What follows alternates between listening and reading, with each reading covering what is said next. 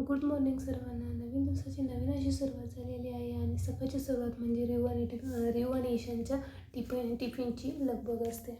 मटकी चपाती मी त्यांच्या जेवणाच्या डब्यात देणार होते आणि स्नॅक्समध्ये ॲपल देणार होती. इशूला 2 टिफिन असतात आणि रियानला एकच असतो, तर रियानला आज मी भाजी चपाती देणार होते. सकाळी पाहते तर दूध संपलं होतं.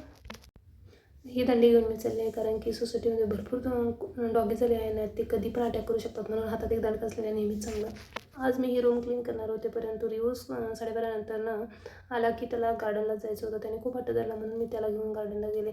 उड्या मारत मारत तो शेवटी गार्डनमध्ये पोहोचला आणि इतका खेळला माती झोका, परंतु त्याचं मन काही भरत नव्हतं. त्याला खेळूच वाटत होतं.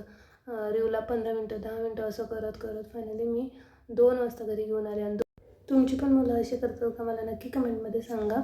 झोका खेळून झाल्यानंतर रिव्ह्यू माती खेळायला बसला आणि माती खेळून झाल्यानंतर भरपूर हात त्याने खराब केले होते. ते तसेच त्यांनी शर्टला पुसले, स्कूलचा शर्ट पण खराब केला. आता त्याला घरी जायचं होतं, भूक लागली होती. आल्यानंतर मी त्याला डोसा बनवून दिला. खूप जण म्हणतात की आमचा लोखंडी तव्यावर डोसा व्यवस्थित होत नाही, पण मी पहा आता हा डोसा लोखंडी तव्यावर बनवते.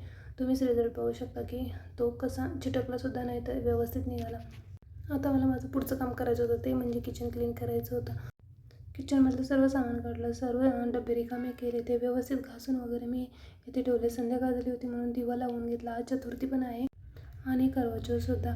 माझ्या एका फ्रेंड तिचे थोडे फोटो काढण्यासाठी बोलवलं होतं, म्हणून तिच्या पूजेचाही थोडा व्हिडिओ घेतला आणि तिचे थोडे फोटो वगैरे शूट केले. आणि नंतर घरी आलो, स्वयंपाक केला, जेवण केलं आणि ही गोड जिलेबी खाऊन आजच्या दिवसाची शेवट झाला.